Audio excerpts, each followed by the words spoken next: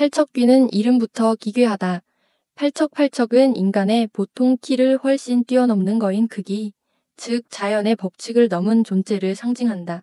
귀신 중에서도 귀, 이의 격을 뛰어넘은 원혼 중의 원혼, 왕실의 깊은 원한을 가진 자로 묘사된 팔척귀는 단순한 악귀가 아니다. 이무기강철은 인간들을 조롱하고 파괴하는 신적 존재다. 그런 그가 두려워하는 존재가 팔척귀다. 이는 팔척귀가 단순한 악귀가 아니라 신과 같은 강철이조차 감당하기 어려운 초월적 저주자임을 암시한다. 팔척귀는 생전의 왕족이었으나 억울하게 죽은 원자나 태자였을 가능성. 그 원한이 죽어서까지 궁에 맺혀 왕족을 집어삼키고자 하는 존재로 남은 것이다. 이 때문에 강철처럼 이승과 저승을 넘나드는 존재조차 그를 두려워한다. 여리는 경귀석을 가진 신기의 화신 같은 존재.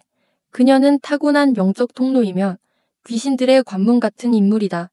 강철은 이 신성을 통해 승천을 노리고 있으나 역으로 팔척귀는 여리의 신기를 통해 다시 현실로 나오려 한다. 팔척귀는 여리를 자신의 신체적 매개체로 삼아 부활하려는 것. 여리가 가진 신기는 귀를 쫓는 힘이자 동시에 귀를 부르는 문일 수도 있다. 강철은 이 사실을 본능적으로 깨닫고 여리를 지키려 한다. 강철은 이제 인간 윤갑의 몸에 갇혀있다. 이전에는 인간 감정을 몰랐던 강철이지만 윤갑의 몸과 여리의 존재를 통해 감정에 눈을 뜨게 된다. 특히 여리와 마주할 때마다 올라오는 가슴 저릿한 감정은 단순한 연민이 아니라 윤갑이 기억과 강철의 마음이 중첩되면서 생긴 정이다. 이는 곧 강철이 팔척귀와는 다른 길을 걷게 될 복선. 팔척귀는 증오로만 이루어진 귀지만 강철은 정과 신성 사이를 오가는 경계인물이 되어가고 있다. 팔척귀는 왕가를 멸망시키기 위한 왕실 파멸의 상징이다. 선왕은 팔척귀로 인해 죽은 것으로 보이며 현재의 원자 역시 같은 증상을 앓고 있다. 이로 미루어 보아 팔척귀는 왕가의 대를 잇는 자에게 저주를 건 존재일 가능성이 크다. 팔척귀는 13년 전 왕의 개혁 정치에 희생된 어린 생명 혹은 정적 중 억울한 자의 원혼이다.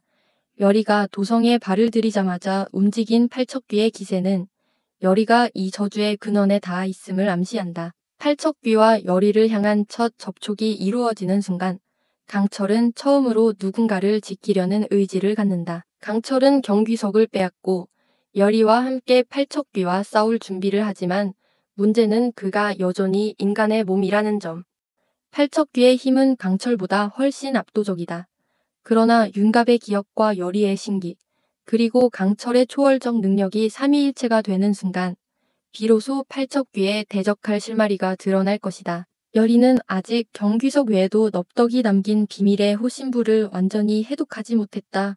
강철은 인간과 귀의 경계에 있으며 팔척귀는 원한으로 태어나 신의 위치까지 치솟은 존재.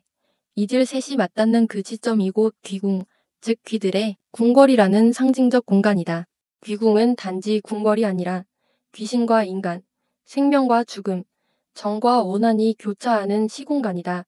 여기가 팔척귀와의 결전 장소가 될 것이며 그 속에서 강철과 여리는 진실에 도달할 것이다. 팔척귀의 정체 왕족 또는 개혁 희생자의 원혼, 왕가를 저주함. 강철의 변화 감정에 눈뜨고 윤갑과 여리로 인해 인간성 회복 중. 여리의 역할 귀와 신의 경계, 팔척귀의 부활 통로이자 봉인의 열쇠. 강철의 내적 갈등, 승천, 사랑, 복수, 구원. 결전 예고 팔척귀와의 첫 전면 충돌은 귀궁 내부에서 시작될 것. 감정과 신성이 교차하는 복잡한 삼각구도. 여리강철의 관계 중심으로 서사가 입체적임. 팔척귀의 정체에 대한 궁금증으로 서사 전개 밀도 강화.